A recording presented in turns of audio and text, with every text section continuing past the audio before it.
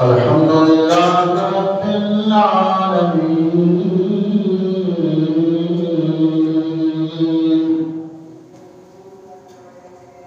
والصلاة والسلام على رسوله الكريم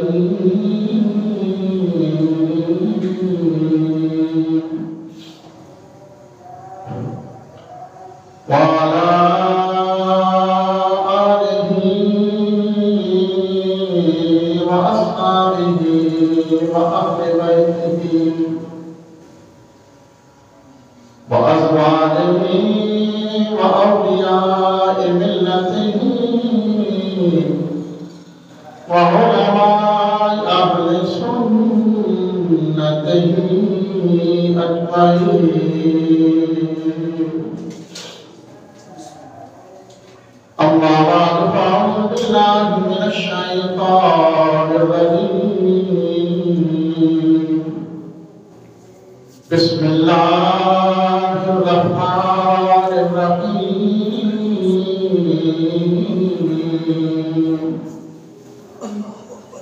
إن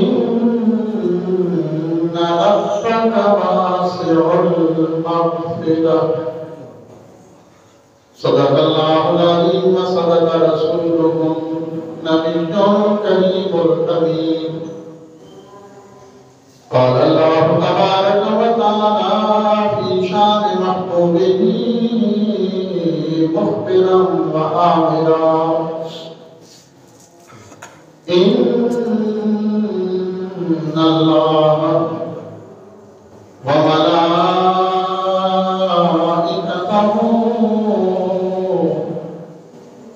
يصلون على النبي يا أيها الذين آمنوا صلوا عليه وسلموا تسليما. الصلاة والسلام عليك يا سيدي يا سيدي يا سيدي يا رسول الله وعلى آلك وأصحابك يا سيدي يا حبيب الله.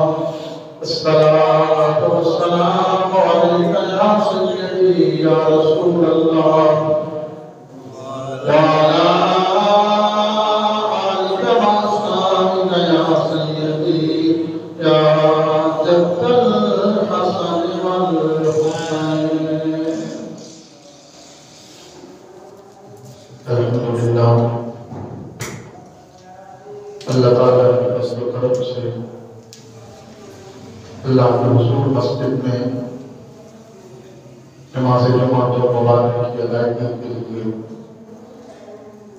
آنے کی سعادت نصیب ہوئی. اللہ تعالیٰ اس کے فیوز و برکات نصیب فرمائے اور اس کا اجر و ثواب عطا فرمائے. اللہ تعالیٰ جمعۃ المبارک کی بابرکت کھڑیاں قبولیت بڑے جماعت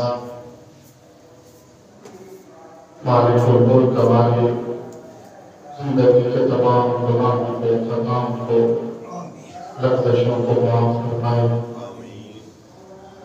اور بقیہ زندگی قرآن و سنت کی سیرت طیبہ میں محبت الہی اور محبت رسول میں اللہ کی زندگی گزارنا نصیب فرمائے. خوشبخت ہیں آپ نصیب ہیں آپ حضرات کہ جو ہر جماعت المبارک کو سب سے پہلے اللہ کی حضور مسجد میں تشریف لاتے ہیں.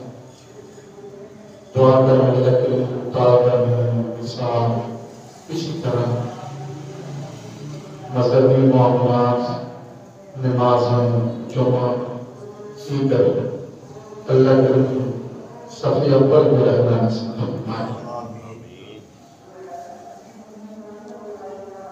ہم دو تین جمعہ مبارک سے خلیفہ اکبر خلافت صدر خلیفۃ المسلمین امیر المؤمنین حضور سیدنا ابو بکر صدیق رضی اللہ تعالیٰ عنہ کی عظمت و شان، آپ کی حیات طیبہ، آپ کا خوف الہی، محبت رسول، محبت اسلام،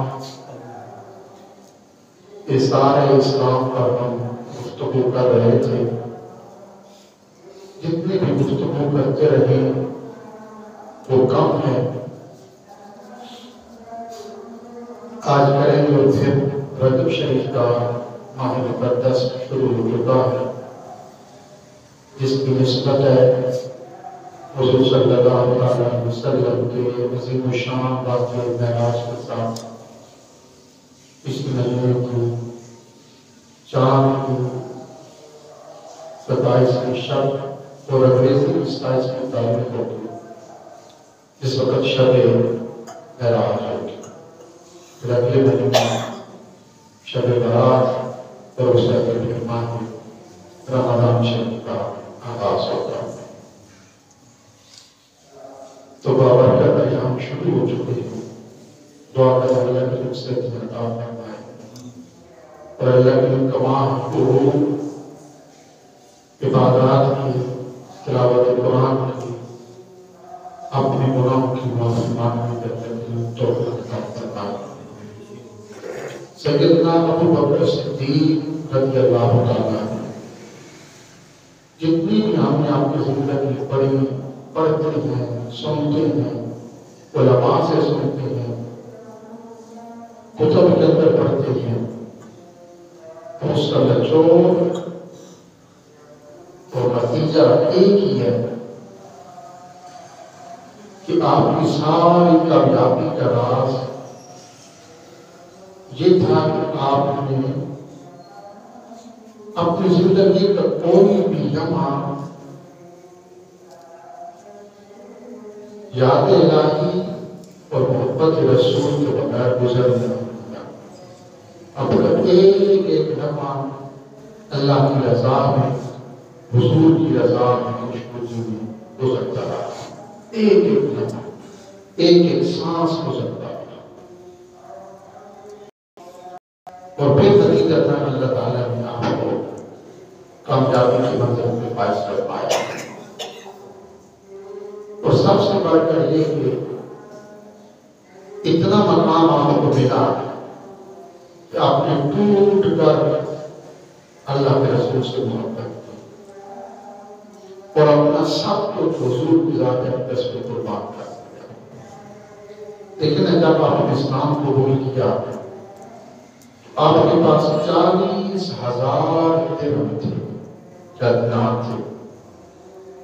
آپ اسلام قبول کرتے ہی سارے حضور کی قدموں میں قربان کر دیا، اسلام کے لیے قربان کر دیا۔ پھر جب آپ نے ہجرت فرمائی مکہ المکرمہ سے حضور کے ساتھ، اس وقت بھی آپ کے پاس صرف 4,000 درہم تھے۔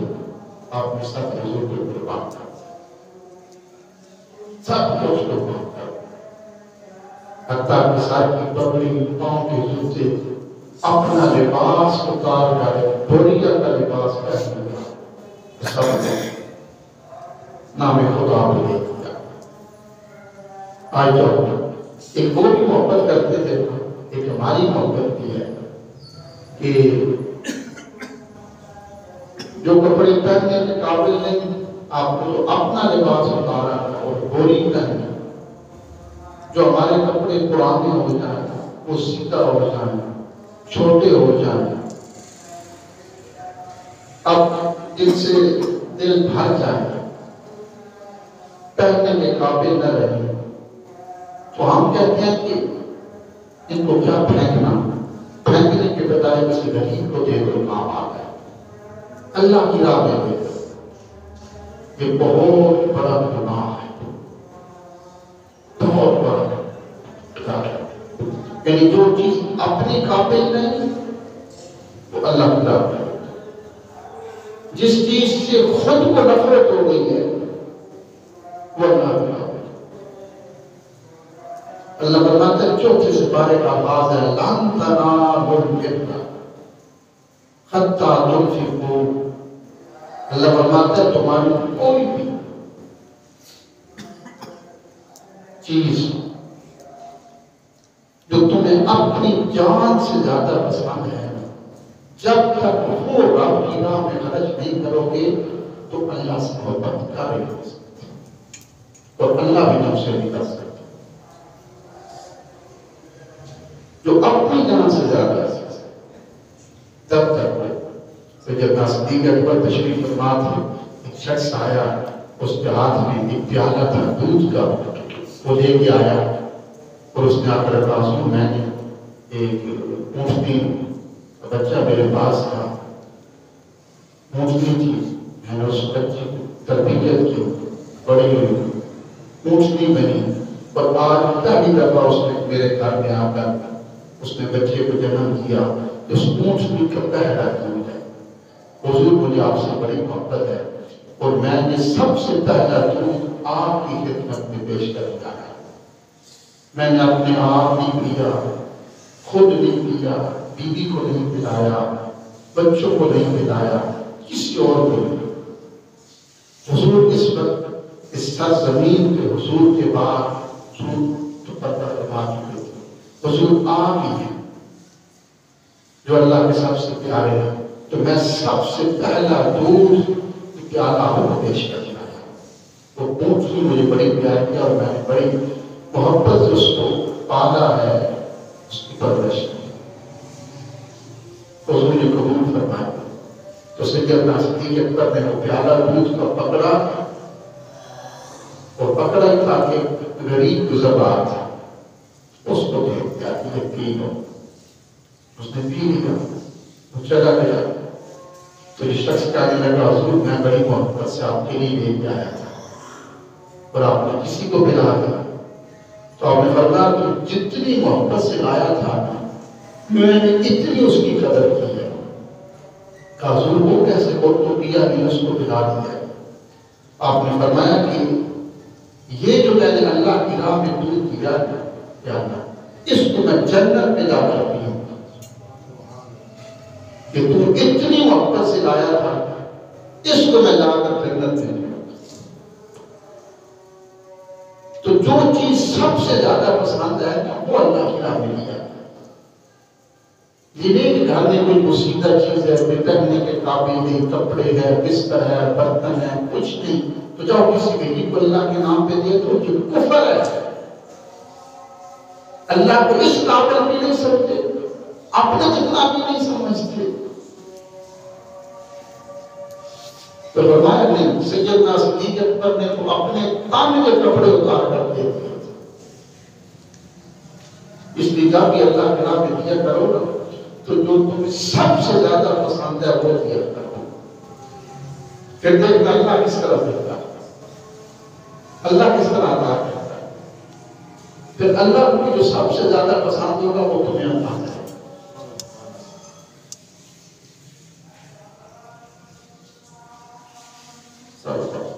تو یہ سیدنا صدیق اکبر رضی اللہ تعالیٰ عنہ کی شان تھی کہ اپنے سب کچھ دے دیا تھا۔ مشکات شریف کے حدیث پاک ہے کہ سیدنا صدیق اکبر رضی اللہ تعالیٰ عنہ تھے، دیگر صحابہ کرام تھے، فجر کی نماز پڑھنے کے لیے مسجد میں تشریف لائے، حضور نے نماز مکمل فرمائی اور سارے صحابہ کرام تشریف فرما تھے، حضور واضح وصیت فرمایا کرتے تھے۔ تو حضور نے صحابہ کرام سے پوچھا کہ آج تم میں سے کون ہے کہ جس نے روزہ رکھا؟ سخت گرمیوں کے دن تھے، ڈھونڈنے سے بھی سایہ نہیں ملتا تھا عرب میں۔ تو حضور نے پوچھا کون ہے تم میں سے جس نے آج روزہ رکھا ہے، نفلی روزہ؟ آج تو فرضی روزے مشکل ہے، نفلی روزہ کس نے رکھا؟ تو سیدنا صدیق اکبر نے ہاتھ مارا اور کہا حضور میں نے روزہ رکھا۔ حضور خاموش ہو گئے اور پھر حضور نے دوبارہ سوال کیا کہ کون ہے تم میں سے جس نے کسی مریض کی عیادت کی، تیمارداری کی؟ مریض کی عیادت کو جانا ہے، یقین کریں اگر آپ کسی مریض کی عیادت کو جاتے ہیں، بیمار پرسی کی تیمارداری کی اس کی آدھی بیماری ویسے چلی جاتی دیکھ کر. تو جب بیماری آ جائے تو ہر حال اللہ کا شکر ادا کرتا ہے. ہر حال اللہ کا شکر ادا کرتا ہے. اللہ فرماتا ہے میں جب بندے کو بیماری بھیجتا ہوں نا تو پھر جب تک اس سے صحت نہیں ہو جاتا میرا شکر ادا کرتا رہتا ہے. زبان پہ ایک دفعہ بھی شکوہ شکایت گلا نہیں کرتا کہ مجھ کو بیماری آ گئی. اللہ فرماتا ہے کہ جب وہ بیماری کا دورانیہ مکمل ہو جائے تو جو بیماری کے درمیان شکوہ شکایت نہیں نہ کرتا میرا شکر ادا کرتا ہے. اللہ فرماتا ہے میں پھر اس کے خون کو بہتر خون میں تبدیل کر دیتا ہوں. اس کے گوشت کو طاقتور گوشت میں تبدیل کر دیتا ہوں اور اس کو پہلے سے زیادہ اچھی صحت عطا کرتا ہوں. تو کم ہے کہ بیماری میں کبھی بھی اللہ کی حضور شکوہ شکایت نہ کرے. کبھی کسی عادت میں حضرت ایوب علیہ السلام 17 سال بیمار رہے. 17 سال پورے جسم میں کیڑے پڑ گیا کہ پیغمبر تھے لیکن ایک دن بھی آپ کی زبان میں کوئی شکوہ شکایت نہیں آئی. صرف اتنا کہا کہ یا اللہ میری زبان بچا لینا اس سے میں تیرا ذکر کرتا ہوں تجھے یاد کرتا ہوں. اگر جسم سے کوئی کیڑا حضرت ایوب علیہ السلام کے نیچے گرتا اس کو اٹھا کر پھینکا دیتے تھے. اللہ نے میرے جسم کو میرے گوشت کو تیری خوراک بنائی ہے اس کو تو کھا. 17 سال تک حضرت ایوب علیہ السلام کے جسم میں کیڑے پڑے پورا جسم کیڑوں سے بھرا. اور پھر جب 17 سال مکمل ہوئے اللہ نے مجھ پہلے سے بہتر عطا کیا. جہاں تک قرآن کہتا ہے کہ مستقبل آپ جو آپ کے اہل و بیٹے بیٹیاں فوت ہو چکے تھے نا ان کو بھی زندہ کر دیا گیا. پہلے سے زیادہ اللہ نے صحت اور اس کو جمال عطا کر دیا. تو حکم ہے کہ اگر کوئی بیمار ہو جائے نا یہ دن بھی بیمار رہے تو زبان میں شکوہ شکایت آئے. اور جو زبان میں شکوہ شکایت بیماری کے دوران نہیں لاتا اللہ فرماتا پھر میں اس کے گوشت کو اس کے خون کو اس کی صحت کو پہلے سے زیادہ بہتر و طاقتور بنا دیتا. حضور نے پوچھا کتاب پڑھنے میں کوئی ہوگا بیمار اس کی عیادت کی نہیں جائے. یہ سنت ہے حضور کی. حضور نے پوچھا فجر کی نماز میں کہ کون ہے جو کسی مریض کی عیادت کر دیا ہے کون ہے؟ تو سارے خاموش تھے. سیدنا فاروق اعظم رضی اللہ تعالیٰ عنہ فرماتے ہیں کہ میں نے کہا اب کوئی نہیں بولے گا. صحابہ نے کہا حضور ابھی تو اٹھے ہیں وضو کیا ہے مسجد میں آئے ہیں نماز پڑھیں گے اور نماز پڑھنے کے بعد جائیں گے اور جا کر پھر کسی کی عیادت کریں گے اور بیمار کسی کریں گے. نماز سے پہلے کسی نے تہجد پڑھے قرآن پڑھا ذکر کرتا رہا سیدھا مسجد میں آ گیا نماز نہیں ہوئی.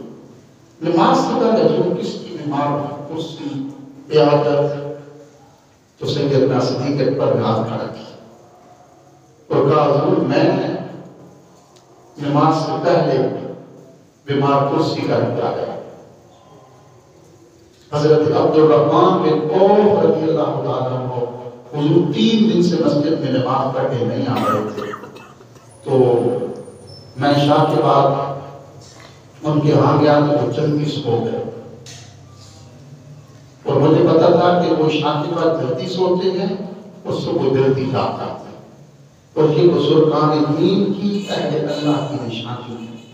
حدیث پاک بھی ہے کہ جن گھروں میں رات کو دیر سے سونے کی عادت ہو صبح دیر سے اٹھنے کی عادت ہو اس گھر میں اللہ کی ناراضگی کو اور بدبختی کو کوئی نہیں روک سکتا.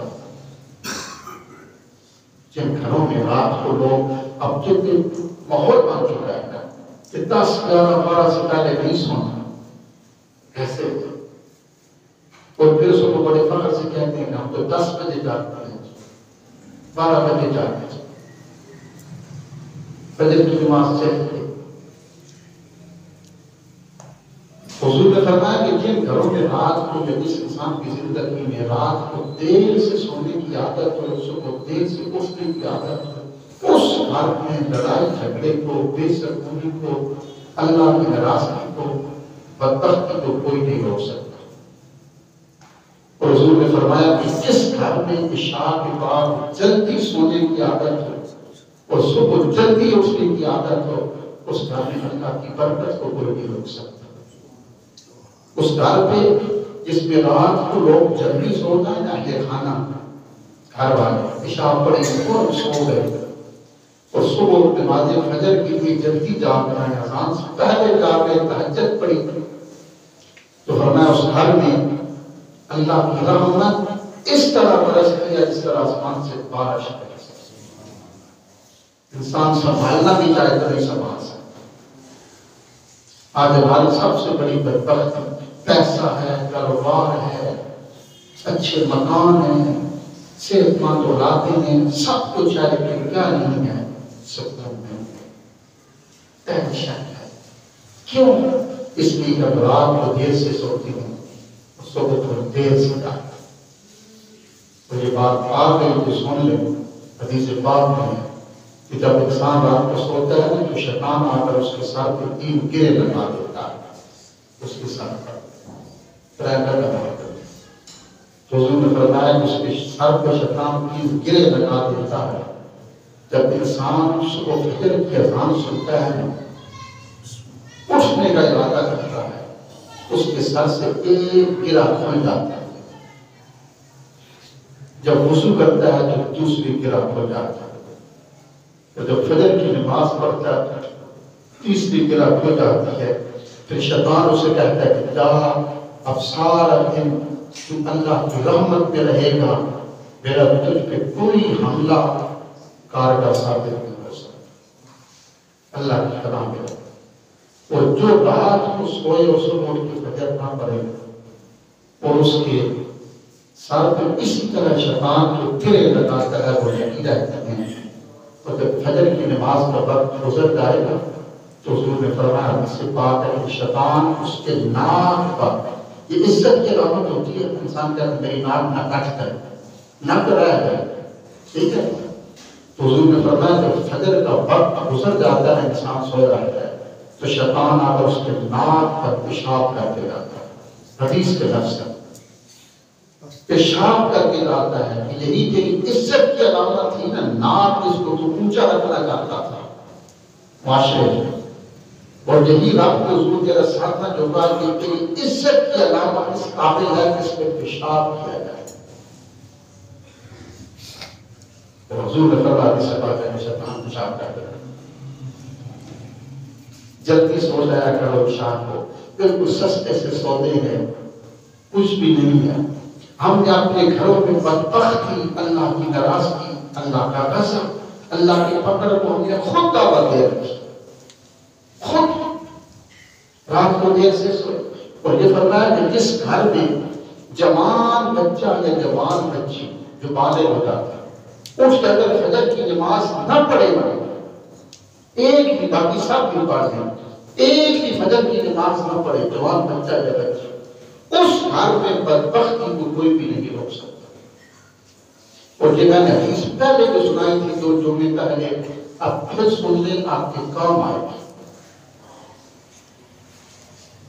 یاد دہانی کے لیے، تازہ کرنے کے لیے، یا اس بات آپ پھر سن لیں۔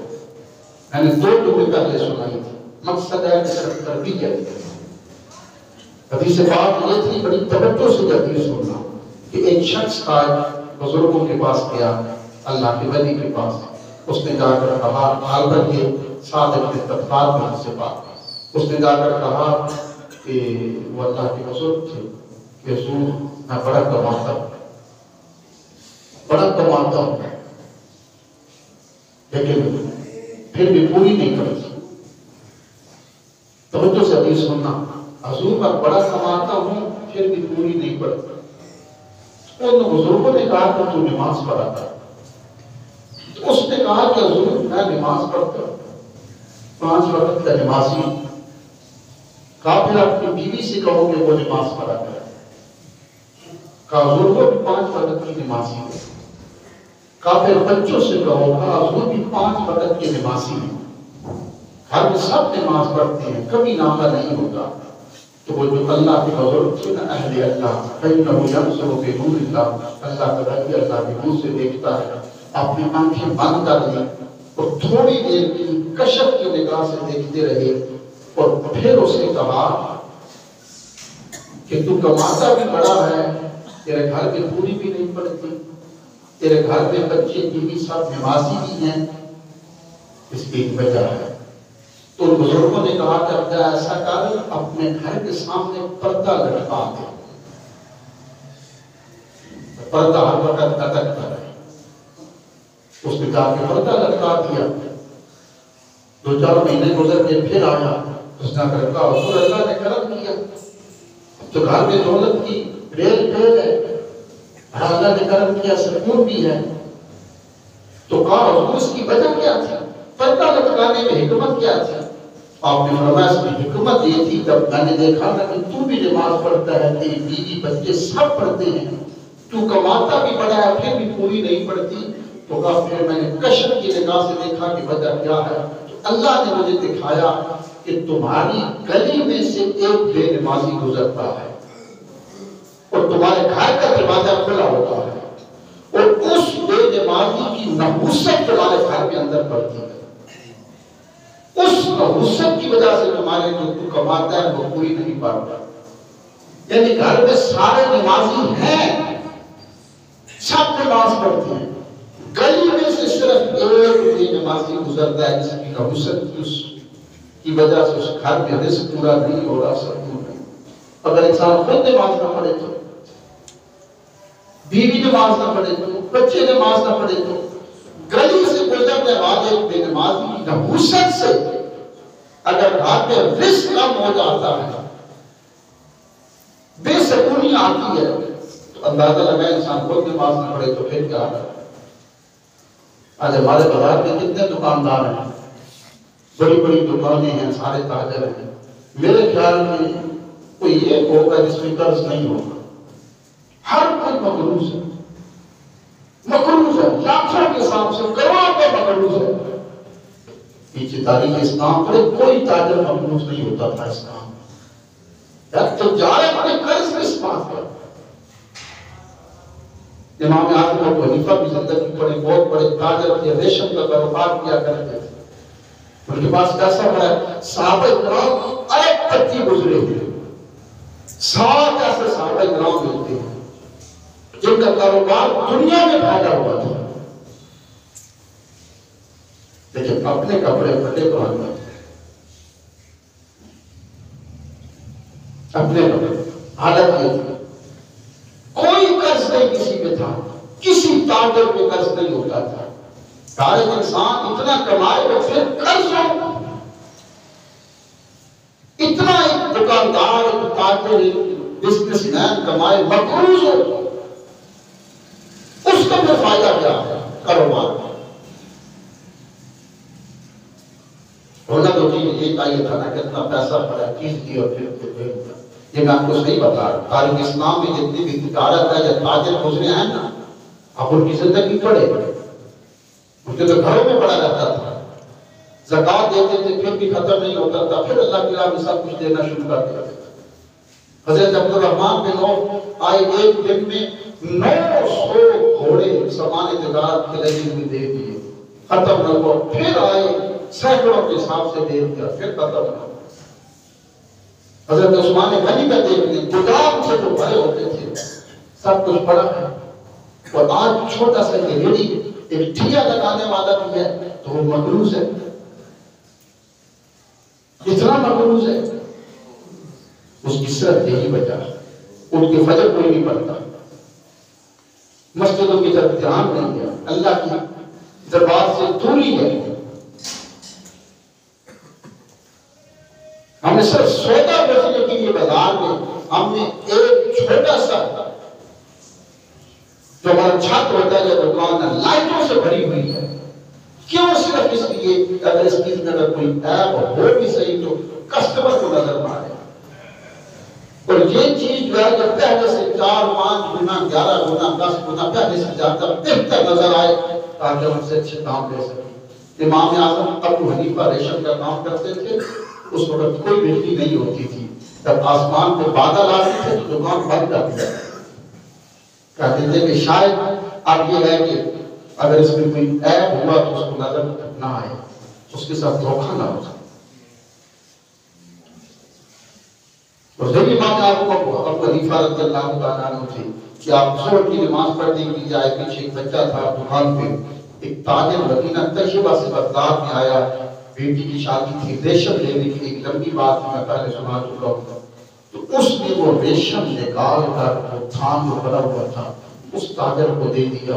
کافی وقت گزر گیا، تو امام اعظم ابو حنیفہ نے اس طریقے سے کہا کہ وہ جو ریشم کا تھان پڑا ہوا تھا وہ لے گیا۔ اس نے کہا حضور وہ تو میں نے بھیج دیا تھا۔ کب بیچا تھا؟ آپ نے کہا حضور وہ تو کوئی 3-4 مہینے ہو چکے ہیں۔ کس کے ہاتھ بیچا تھا؟ کہا حضور وہ جو مدینہ طیبہ تاجر آیا تھا یہاں پہ لینے کے، اس کو بیچا تھا۔ کہا کتنے کا دیا تھا؟ وہ 400 دینار کا تھا یا درہم کا تھا، اتنے کا دیا تھا۔ آپ نے فرمایا اس میں تو عیب تھا، قیمت اس کی اتنی تھی لیکن اس میں عیب تھا، تو میں نے اس لیے پیچھے رکھا ہوا تھا۔